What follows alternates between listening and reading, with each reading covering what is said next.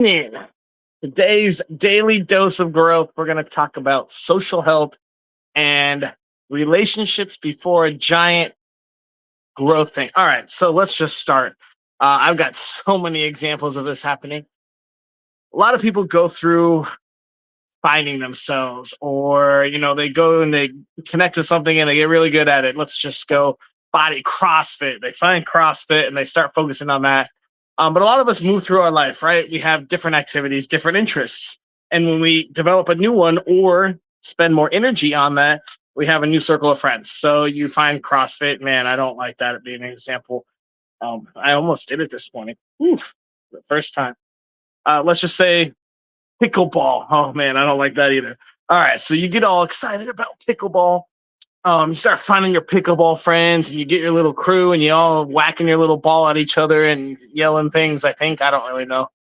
Um, so what happens to your relationships before that? Let's just say you get crazed. Pickleball is kind of a, I would say, casual sport, and so you can keep your old friends and do that. But let's say, oh man, there's so many good examples. You're going through a divorce or a breakup, right? You have all these relationships. Your 20-year-old friend, you go through a 10-year marriage. Maybe your friend is like me and travels and doesn't do anything, and doesn't have a family, and you have your family, and then divorce comes, and then what do? You go back to where you used to be beforehand. You've grown, you've changed. Let's go going sober. This is an easy one. So I speak all the time and talk to people all the time about going sober. I'm hitting my 4 year mark. 4 year mark coming up in like a month. Um, but it's massive. So going sober is crazy, right? Because a lot of our lives are built around alcohol. It's like the only, it's like the worst drug that's legally marketed everywhere. It's socially acceptable. It's socially expected. Almost every other drug is not expected, other than like caffeine. Um, like caffeine doesn't really destroy your liver, relationships, cause domestic violence, drunk caffeine driving, all that stuff. So let's go through that. Sobriety. You're a drinker. You probably identify with and associate with other drinkers, bartenders, people that enjoy beer, people enjoy activities with beer, going to the bar, going to games, etc., going to parties. And if you decide to go sober, what the fuck do you do? All your friends are drinking. They all love drinking. They keep asking you where you at, this and that. So when you go through massive change and growth, you basically have to shed off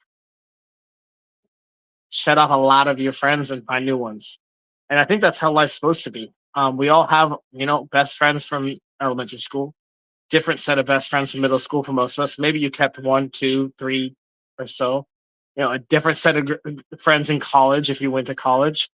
You go and you find a bunch of different people and you figure out who you associate with and align with as you're growing and figuring yourself out. Then you get in the workforce. Maybe you move to the Virgin Islands and now you have to go, meet a bunch of people here that associate with what I associate right now.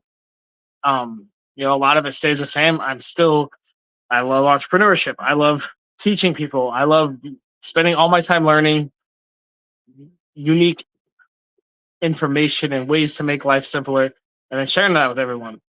I still love soccer, so I have soccer friends here. I still love sports. I still love music. I still love going out. So I still have a lot of that, but I mean, every friend here is new, right? I moved here, nobody. So every friend is new, and all my old relationships are fading. Is that good or bad? I like it. I love the people on this island are freaking. Oh my god, it's like a calling or a beckon. Like these are my people. We love to go out and sail. We love to chill at the beach. We love to play sports. I'm starting to find more fitness people that can keep me in shape.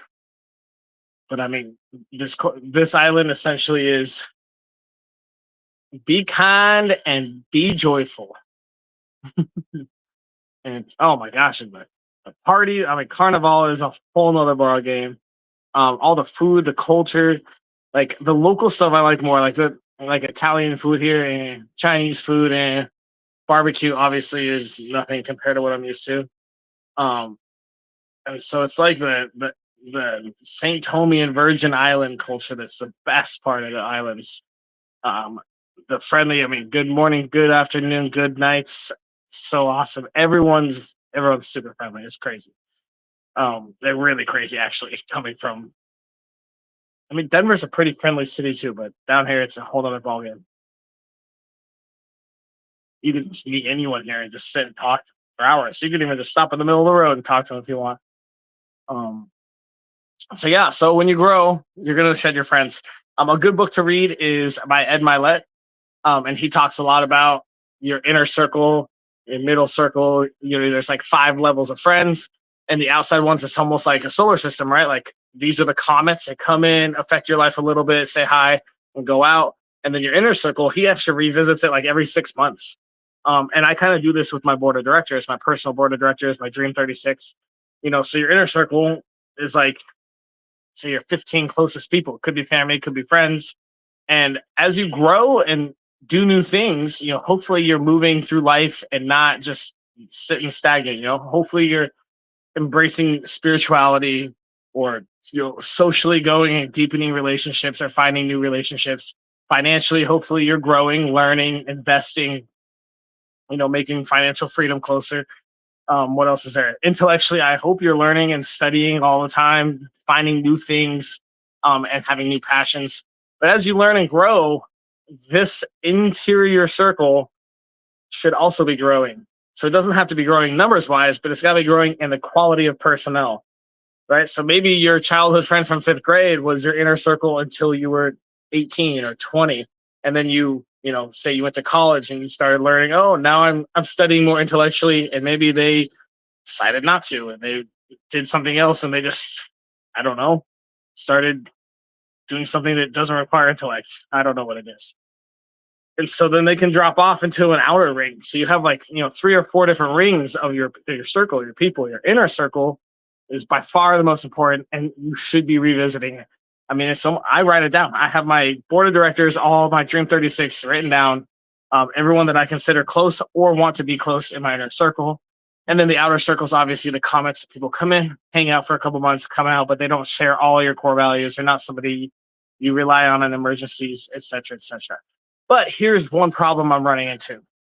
So all the relationships that I made before I went sober, before I, changed my whole life and moved to the Virgin Islands and started teaching and helping and doing a lot more than just making money for myself. Um, I don't know how to fix this. So my relationships now are freaking awesome. I have boundaries. I know who I want. I know what I want. I know why I want, and I can verbalize that and communicate that. And be like, hey, you did this. That's not cool. It violates my boundary. I'm not gonna hang out, or you're not gonna be with me that often for that. And now it's so easy. But to get that social health level, to grow that social health, I mean, back in Denver, we were friends with everyone. We had a group of like 180 people. You could send like one post on Facebook or one group chat, be like, yo, we're going to brunch tomorrow. And it could be at 2 a.m. 2 a.m. We're going to brunch tomorrow, and you'd have 40 people show up. Were they friends? Oh man, at this point, not bro. During the last couple of years living in Denver, I started going, dude, half the people here I party with, and I don't even know what they do for work. I literally only know them Friday from 6 p.m. till Sunday at 11 a.m. Outside of that, I have no idea who these people are. But some of the relationships I've tried to keep, obviously I had a lot of good friends back 35 years of my life, 33, I guess. And so you see a lot of them change though, especially moving here. Hard to keep really tight knit circle of friends when you now live on an island, tiny little island in the middle of the Caribbean. Um, and so that's a tough part, is how to keep or fix relationships that have been going. My family, I'm like a freaking whole new person now, and being sober, obviously, um, literally doing everything for free down here, coaching for free, networking events, masterminds, all free, volunteering all the time. Everything I do down here is just giving and teaching and helping, and it's yeah. I mean, I don't talk to a whole lot of people that I'd say my entire life is now growing, right? So I was sober like 4 years ago. I've always been in a growth. I created the six aspects of growth like 10 to 12 years ago. But I'd say the last 2 to 4 years, I really, coaching used to just be, I'd have big, like four big clients that would pay me every month and just, I would tell them how to make more money, how to simplify your life, how to, invest properly, how to invest safely, how to take your business, how to market your business, how to do all this. And I would have four clients that would be awesome. Now I have 160 people I've coached over the last maybe year and a half once I opened up free coaching, and that's a lot more lives to touch. That's awesome. So that's new relationships that are going to be healthy and focused, and I can help them grow. But what about my best friends of the last 30 years, 20 years, 10 years? Um, I still keep in touch with them, but it's not really the same. One of my best friends that I mean, I lived with this guy for probably 10 years of my life as a roommate. I have probably more stories with him than anything, crazy stuff. And I mean, it's hard to even talk to him anymore because he's still always drinking. Um, and I guess the biggest thing I've really, if you aren't trying to grow and impact the world in a positive way and be a better person, it's really hard for me to talk to you. And so the people that I guess I wasn't a very high priority back in the day. I would talk to just about, I mean, yeah, it's a hard thing to do. Even my show, Millionaires Are Made, my one of my best friends and I were road tripping back to Texas and kind of created the whole show. I was bitching that why doesn't everyone know everything that everyone else knows? When I traveled to Japan, they didn't even know what the stock market was, and their stock market's like one of the top five biggest. And I talked to like 50 people, and they all didn't know what a stock was or how to invest that. And you go somewhere else. I mean, you go to America, and they don't even know how to like reach nirvana. They don't know Buddhism that well. There's some, but it's like we all should be exposed to all of this. So talking with him is when we ended up coming up with Millionaires Are Made. But you know, it's tough. I wish everyone would just watch every episode of that show and learn. All we do is have three experts say telling you exactly what to do. It's ugh, yes. I guess I don't have an answer for how to fix that. When you go through a big period of growth, your new set of friends and close ones is freaking amazing. They push you, you grow, they grow with you, and that's awesome. But the ones that you knew before that, I'm not gonna lose them. I love those guys. I don't want to shed them at all, but it's hard to it's hard to have a conversation. His conversation centers around which bar I'm drinking at tonight and who's gonna be there. And that's like virtually it. I'm like, man, and that used to be me for like 18 to 31, so probably like 13 to 15 years of my life. Hey, where are we going for dinner? Where are we going drinking? Where are we going? What bar? What events happening? Cool, see you there. And now that I'm out of it, I don't really know how to help. I don't know. I don't really know how to help others get out. I can talk to them. He wants a better job. Cool, let's work on that. I can help you with that. But then it just kind of fades away. Oh, let's not talk now. I'm going to a dinner. I'm going to this. I'm going to that. And everything involves drinking. Everything. You go to a happy hour drinking. You go to coffee in the morning, drink. Add that Kahlua. Add that Bailey's. It's wild. So bottom line is you should always be changing your relationships.